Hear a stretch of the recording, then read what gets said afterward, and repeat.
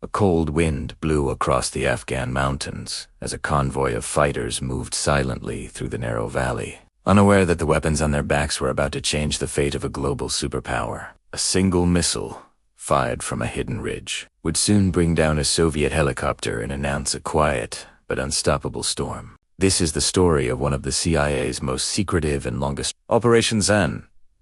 Operation designed to bleed the Soviet Union dry. This operation was for shaping the battlefield of the Cold War in a way Washington could deny. In this video, we are going to uncover how the United States built one of the most dangerous proxy forces in modern history. So, let's start. Long before the weapons, shipments, and covert alliances, the world was already shifting. In 1979, the Soviet Union marched into Afghanistan, expecting a quick and decisive victory. Moscow wanted control, stability, influence.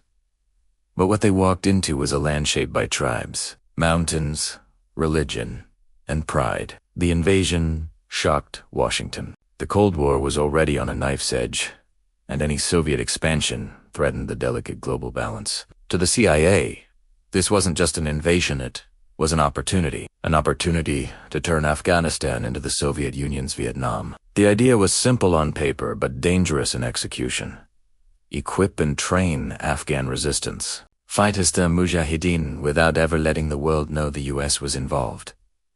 It would be a ghost operation. No footprints, no fingerprints, but massive impact. Planning began in quiet rooms and behind locked doors. Files were marked classified, drawers were sealed, and decisions were whispered rather than spoken. Washington wanted results, but no headlines. Everything had to be deniable.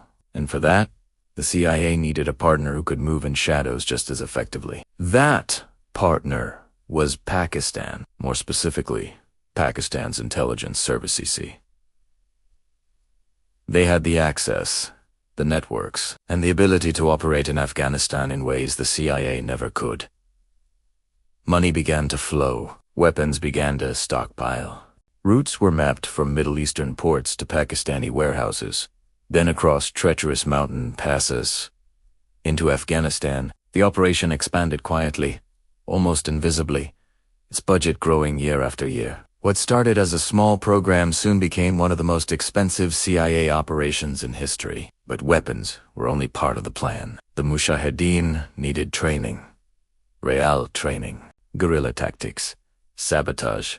Ambush strategies. Mine warfare. Camps were built in secret along the rugged border regions. Thousands of fighters were trained, then sent back into Afghanistan to strike Soviet convoys and disappear into the mountains. The operation grew bolder, more aggressive. Soviet forces were frustrated, confused. They had numbers, tanks, aircraft, but the enemy was everywhere and nowhere at the same time. Yet, despite the growing resistance, one thing remained clear.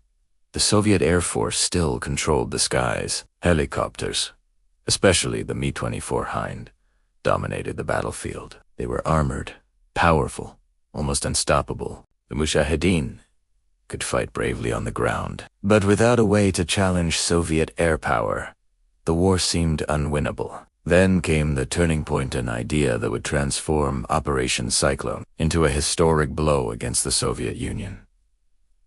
The CIA decided to provide the Mujahideen with something deadly, lightweight, and revolutionary. Difim 92, Stinger missile, a shoulder-fired weapon capable of taking down helicopters with terrifying accuracy. The arrival of the Stinger was a secret within a secret, known only to a few. When the first Stinger missile locked onto a Soviet aircraft and sent it crashing into the mountains, everything changed. The Soviets were stunned. The battlefield tilted. Suddenly, the hunters became the hunted. From that moment, the war took on a new rhythm. The Mujahideen gained confidence. Ambushes became more effective. Soviet pilots flew lower, then higher, then avoided certain areas entirely. Fear spread. Losses mounted. Every downed helicopter wasn't just a military defeat, it was a psychological blow to the Soviet Union's image of invincibility. The cost of the war spiraled beyond what Moscow could sustain. It dragged on, draining money, morale, and political stability. And in Washington, The CIA watched from behind closed doors, knowing they had turned Afghanistan into a grinding wound for the Soviet Empire. As the years passed and the body count rose, Moscow realized the truth. They could not win. In 1989, the Soviet Union withdrew from Afghanistan.